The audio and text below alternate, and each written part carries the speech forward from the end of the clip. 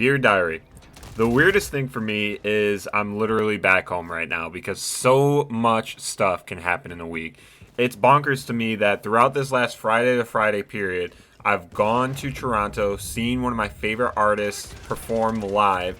I've gone to the Adirondacks, climbed up 3 high peaks, stayed in there for 3 days, and managed to come out alive when there was a tornado watch, rainstorm, and now here I am in my apartment just recording at my desk. It's boggles my mind. I was driving for like probably a day's worth of time all throughout this week. It's just crazy the things you can do when you don't work. And it's a blessing and a curse because it reminds me that like, yo, life has so much potential with each day, but also reminds me like, yo, every single day that I spend mailmanning is a day that I'm not doing things that I absolutely have a passion and love for. But then it also feels like you can't do something that you have a passion and love for every single day without the monotony of a work that gets you to be able to do your passions. I don't know if that really makes sense or if that's just me trying to rationalize, being a mailman. But this week was absolutely beautiful. I'm so excited to talk about it. I'm a little nervous because all my sheet says with notes is a concert with my brother and Adirondack trip with my tier 1 friend. Like, I have no notes going in here. I'm just going to talk off the dome on this one. So, Sunday into Monday was concert time. MGK is my favorite artist. One of my first episodes that I did, I talked about how he dropped Block Era Boys, I believe was his new mixtape album type thing with Wiz Khalifa. And I thought it was straight fire. So many great songs, such a good vibe. Felt so old school, felt like it's going to be like my summer jam. And yeah, it's holding up over the last few weeks and I love it a lot. MGK did a couple songs from that album, but get this, right? I thought it was really funny because at the concert, he made the announcement. He's like, yo, yeah, Wiz got detained at the border trying to cross into Canada, so he can't come here. So he didn't make it to Toronto. So they were just playing their songs together. MGK was singing his part, and then it was just like instrumental for Wiz. And it was sad, but it was just funny. He did make one nod to Wiz, and like 10 to 12 years ago, he made a YouTube video called Mind of a Stoner with Wiz Khalifa, and MGK sang that song in honor of Wiz, and I thought that was pretty sick because I remember bumping that song back in the day. So great time. But I want to start from the very beginning of the concert, right? So before we went to the concert, we have to get to the concert. Getting to the concert was a hassle. My mom pressed me to get a rental car with good reason because my car at the time was overheating a little bit. I was having car problems. I was hating life. I was like, of course, right when I need it, my car goes to shit. But my mom's fiance, he cleared it up in time. It was a very simple fix. I guess it was just coolant. This is where my insecurity stems from with like lack of knowledge on cars. Literally coolant, and I drove my car to and from Canada, to and from the Adirondacks, and it's good. Like, my car is fine, but I was really nervous that something worse was wrong with my car, like some radiator thing. And so my mom pressed me to get a rental car, and I did off of Priceline, I think it was called.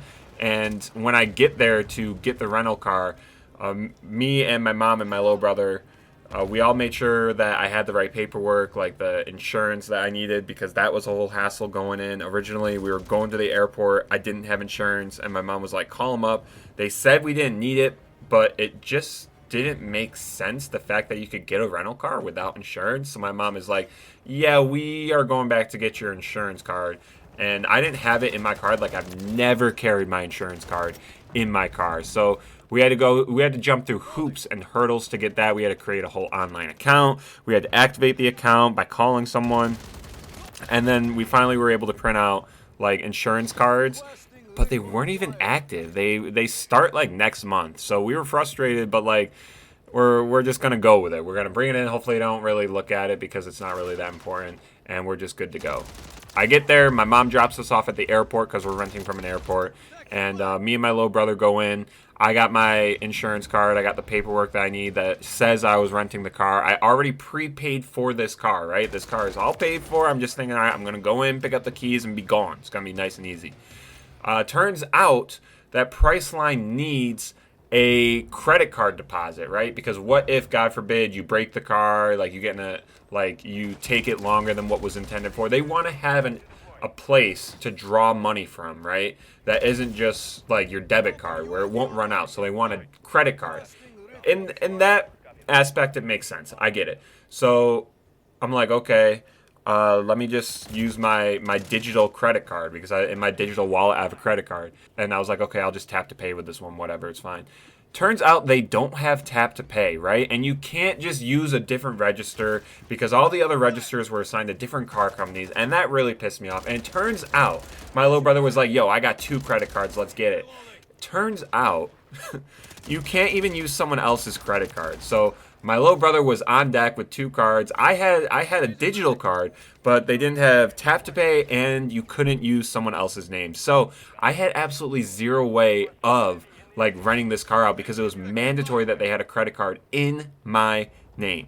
So they're like, yeah, you're gonna have to call, you're gonna have to either cancel this or try to like switch over providers, like go from, it was like Priceline to Hertz or something. So I call up the number and I'm like, yo, can I switch because I wasn't able to pick up the car rental from Priceline to Hertz? And they're like, yeah, these are like non-transfundable, you can't transfer over, you can't cancel, it is what it is. And I'm thinking to myself, this is the dumbest thing ever. Because we already went to the airport once, went back to the house thinking that we need insurance, and then came back a second time, and then my mom left thinking we're good. But no, then she had to come back because I wasn't even able to pick up the damn car because my credit card. Oh my God. It was so frustrating. I called up someone complaining, saying, yo, I really want a refund. Like I wasn't even able to use the rental car. I wrote an email. Nothing happened. They said, yep, we need 10 days to figure this all out. And so that is $172 down the drain when I am a mailman who works for about $22 an hour. Take all the stuff out after tax, maybe $18 an hour. That's like 10 hours worth of work for something I couldn't even do because of a stupid ass credit card that wasn't able to be tapped to pay. I'm done complaining, but I just had to get that off my chest because rental car shenanigans are so stupid. Anyways, we ended up using my car. My car was okay. All that needed was some coolant, so we drove it to Canada. We drove back from Canada. It was a little scary because we were like, oh, what if this isn't all that was wrong with it? But it was because it also made the trip to the Adirondacks. And so the concert was dope. MGK performing. He's a man of the people. And plus, I'm not going to lie, I know I have a giant man crush on him. MGK is an attractive ass man. All right, I want to emulate his style. His tattoos are so cool. His piercings are so cool. His hair is cool. The way he dresses is cool. He's cool in my opinion, and he makes dope music. I love him. Oh my gosh, I'm obsessed. And it was really cool to just see him in concert. It was at the amphitheater in Toronto, and that is an outside theater. So you have like seats all up front, and then you have lawn seats like in the back. And the last concert I went to was St. John. And St. John is kind of like trap music. And it was all like, there was a pit. It was just like a big building. It was in Philadelphia. I forget the name of it. But you just go into the building and this is trap music that was just blaring the bass, right? And I lasted maybe a half an hour in there. And the only way I can describe to you of how I felt afterwards, because I didn't make it through the whole concert, right? I had to literally go. Like, my ex at the time had to bring us back to the hotel because I was tweaking out. The only way I can describe it was I literally went channel 3 on them. It was stupid. Like, that's how my mind felt. My brain felt like complete static. So I wanted to avoid that with any super loud noises. So originally for this concert, I bought seat tickets in like the stadium area, but the lawn like wasn't too much further up. And so I'm like, okay, I'm going to go there. It felt nice to be outside. It was a great vibe. MGK played so many songs. He went from maybe 8:45 to 11 o'clock. It was a little weird when it was still light out up until like 9:30, but after 9:30, everything was dark. I was out there singing along with some of his songs. I was just bopping back and forth. I was having a great time. I'm super self-conscious, like, in the daytime, and I was like, oh my God, people are looking over and they're thinking I'm an idiot. I'm just going to bop my head. But once it got dark, it was way easier. And MGK, he had great transitions. He was funny. He switched outfits a couple times. He played all sorts of music ranging from like Wild Boy back in like 2010s up to like his new album. So it was incredible. And I spent all that time with my little brother, and it's been a while since I've had a good chunk of time with my little brother, and it felt so good to just spend a lot of time with family because he's going through a big life change right now. And I've always loved him since the beginning of time when he was born, right? So it just felt so good to have another memory with him, do something we both like together. And to be honest, we didn't spend too much time in Toronto afterwards. We stayed at a hotel that was pretty close to all the drug addicts. Like along the way to the amphitheater, I saw someone like trying to find a needle in there, or trying to find a vein using a needle. And it just spooks me out seeing all those drugs. And then I went for a morning run the morning after the concert, and I saw another guy like heating up a spoon right outside our apartment. And so I wasn't thrilled to be in Toronto, and I already knew I had a lot of stuff afterwards for the whole Adirondack trip, so I was like, all right, we're pretty good to go. So we left Toronto pretty early, but it was still such a great time, such a great vibe with the concert. I love when MGK came out off the stage and started walking around to like another mini stage in the theater. I was like, is he gonna come over to the lawn? But he didn't. But it was still so cool, and he played so many of my favorite songs. I'm fanboying, but let's move on because there's more to talk about. So I went on an Adirondack trip with my tier 1 friend. We stayed there for about 3 days, 3 nights, 4 days, and we conquered a lot of high peaks. Sort of. I mean, it's not like a ton of high peaks, but it's enough. We conquered Algonquin, Wright, and Giant. And the weather was not great. So the fact that we were even able to conquer these ones really kind of like amazes me. Algonquin and Wright, the first day that we were there, that was pretty doable. It was raining maybe a little bit, but nothing crazy. The wind wasn't obnoxious. It didn't feel like we were going to die. The trail going up, like last year we did Dick's Mountain, and that one for some reason rocked us. Like I think it was like 14 miles total, like 7 up, 7 down.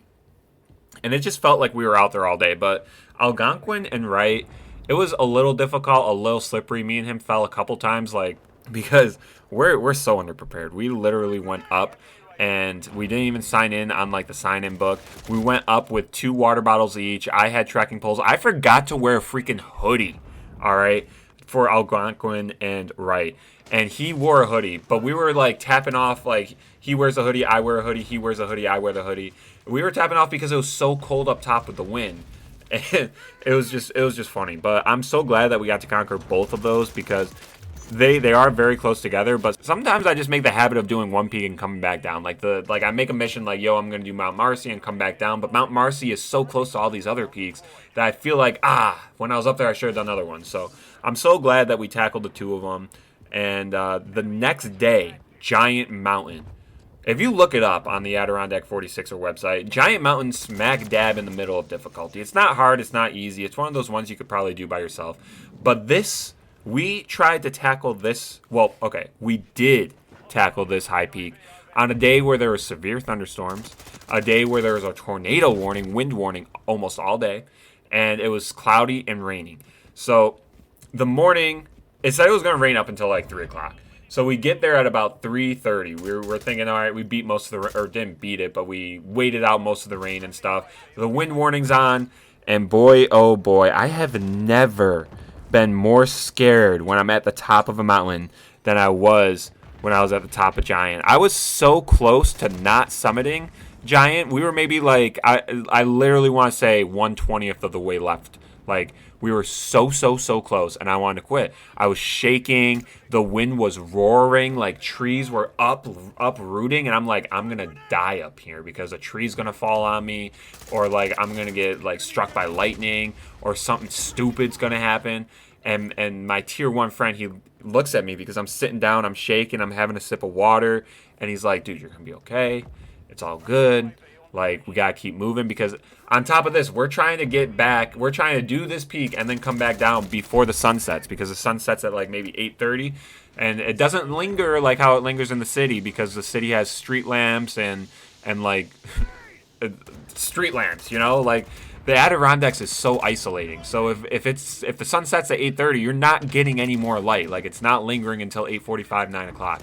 So we do not have a lot of time. We reach the summit at maybe like 6:45, and we stay there for a little bit, but holy smokes, getting there was so scary. I'm just imagining it all over again, and I'm shaking. I'm like, dude, I don't know if I can do this. I told him to go on, I'll wait, but he he said splitting up is not good. He didn't want to go back, and I think I needed that. I need him to give me the little push, because there was a part of me that was just going to, like, accept the fate of, like, yo, I can always do this again. Maybe today isn't the right time. But he was able to stay calm, and that's one of the reasons he's a tier 1, is because he didn't start freaking out, and it was so good. We got to the top of Giant. It was windy, like the sun was peeking through at just the right times. I was seeing like the heavens unfold. It was such a beautiful sight. Maybe I'll like drop a picture right here and you'll see, like, it is so dope. And yeah, I'm so happy I got to conquer that. So I've been attempting to become a 46er for quite some time now. It's a slow but steady trickle. Like, it's not something I'm going to do overnight. I don't live terribly close to the Adirondacks. Like, I do in respect to the fact that, like, a lot of other people don't live as close. I live, like, maybe 4 hours away. But it's not something I just go and do, like, on a weekend. So I have to make, like, a little trip about it. And I want to go back this year, conquer a couple more. But now I am 9 out of 46. So we're definitely making a dent. Like, we're not like super far in, but it does feel good to have some under my belt. And I loved it. It was such a great time. Such a great trip. I went to the Adirondacks. I conquered some stuff that scared the shit out of me. And I survived. I literally thought I was going to die. I cannot stress to you how much my anxiety was peaked. I do not get scared like that, right? Like, any physical endeavor, I'm like, yo, I can do this. 50 milers, 50 Ks, like marathons. I can do that. I don't get nervous. I was so nervous going up that mountain. I'm like, we got respect to the nature. Like, Mother Nature does not give a fuck what's going on. Like, you will die. And no, we survived. We survived off of like a water bottle each, and he brought Twizzlers and I brought crackers. So it's insane. If I ever do those hikes alone, I will definitely be more prepared. But it just boggles my mind how much they stress, like, you need this, this, and that, and like how little we actually need it. Me and him are incredibly in shape to do these things. We're still pretty young, so like it makes sense. But wow, that was quite the day, and I'm so glad I had that experience. And now I'm home talking about this. So a lot of things can happen in a week. Sometimes you go to chess club and run clubs and conquer social fears like that, and then other times you go to concerts and the high peaks and you conquer the fear of dying on top of a 4,000, almost 5,000 feet mountain and beat the sunset. Such a great time. Such great trips with great people. Happy to close out this week right now. I'll see you next week.